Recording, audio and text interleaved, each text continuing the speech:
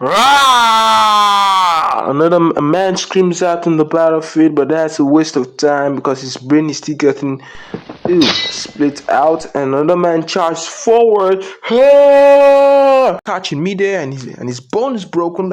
And then the blade goes swooping again, slash off with his head.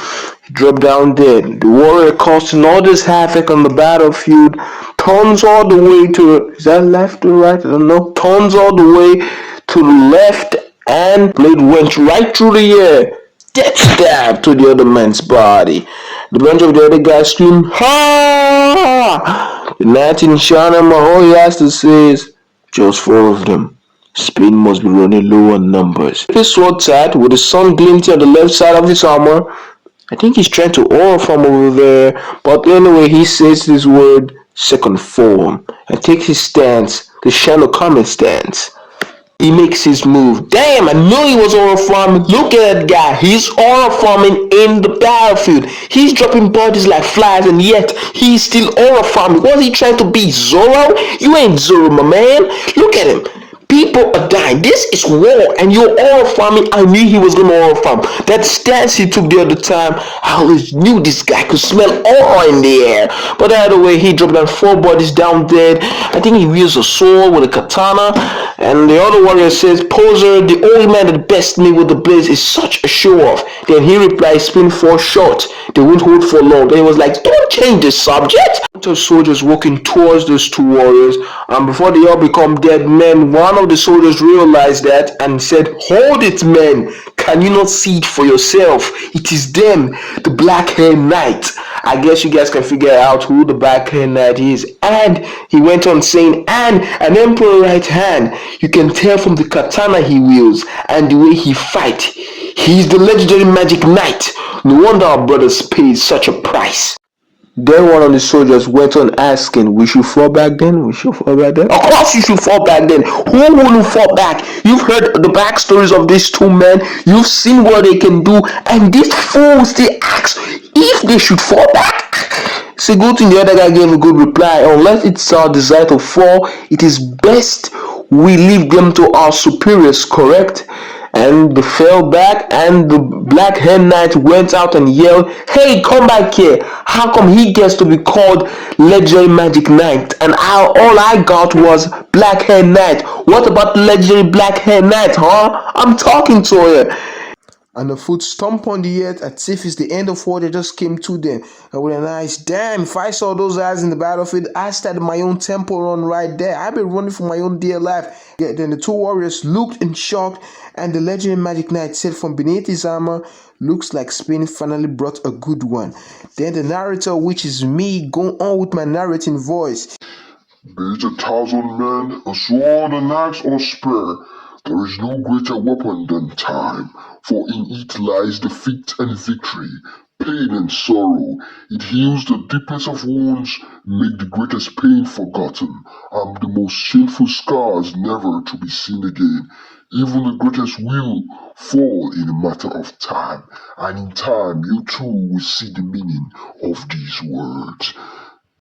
Okay, moving on to the next scene. We got an eagle watching over this next scene as if he's Mother Hawk, giving out his eagle voice. I'm not sure I'm doing this properly, but then I go out with my narrator voice saying again, For no real villain is born. Those born cannot truly be called villains, but those who lack the will to stay strong during hard times.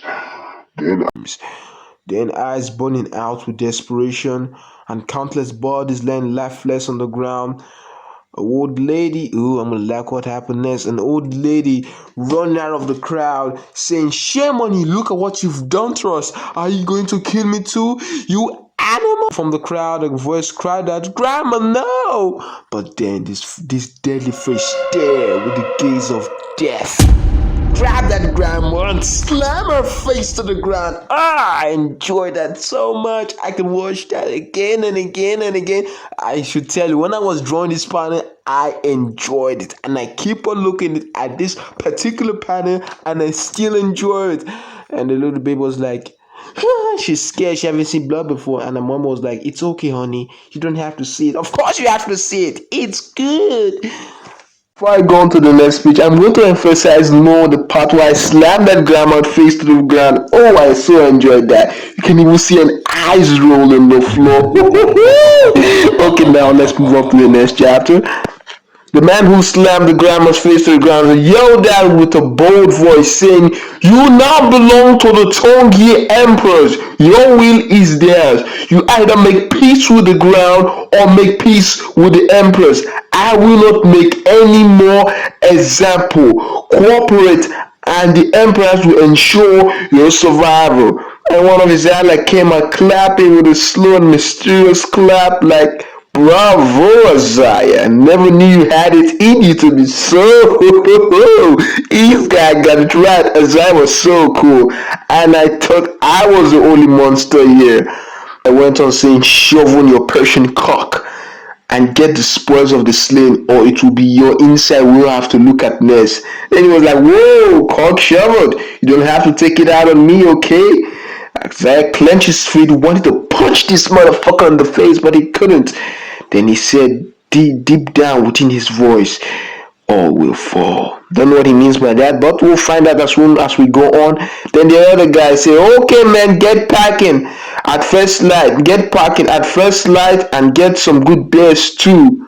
Then I again go on with my narrator voice saying, This is an era where monsters are made, an era where selfish desire of men throw the world into war and bloodshed, an era where king has become prey and empires are built on the corpses of men, where the wickedness of man seems to be endless, an era where even the strong do not survive, but only the strongest do, an era where the order of the world is washed away by blood, an era where kings are hunted down for sport and profit.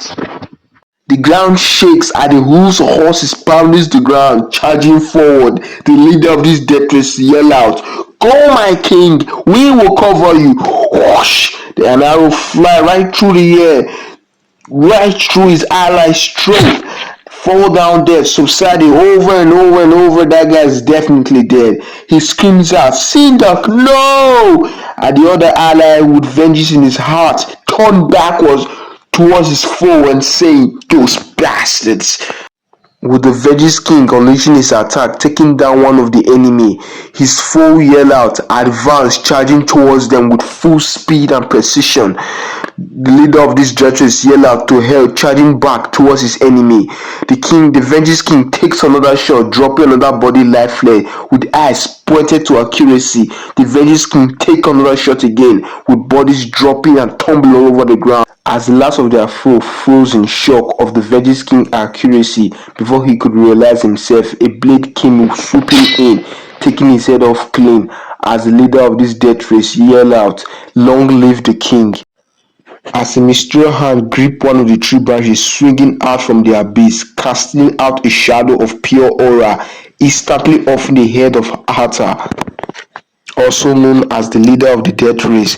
The king of vengeance yelled out, "Hata! You'll die for that," he said to the mysterious figure. The mysterious figure in reply said to him, "I'll need that." Seeing instantly, the king of vengeance body rolled on the ground lifeless, as another mysterious figure up front in a cloak, racing on a white horse. The mysterious figure picked up the king of vengeance arrow, pointing it towards this mysterious figure, firing the arrow directly into the skull of the man on the cloak horse, crashing to the ground.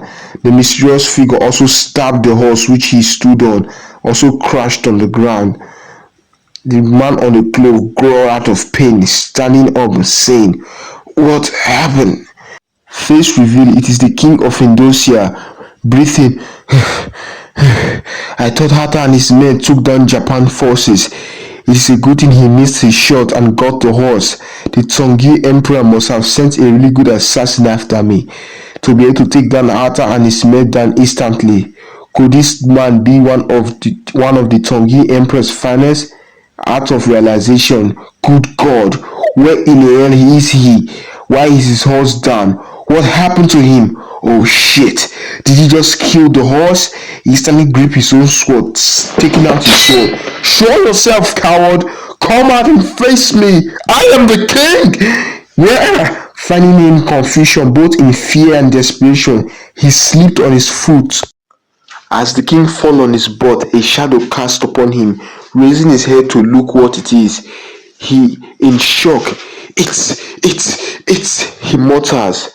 Full body of the mysterious figure revealed. An undead warrior, a smoky shadow radiates from his body. His blade whispers with the voices of everyone it has cut down, as if it is feeding on something unseen. The wind circles around him unnaturally.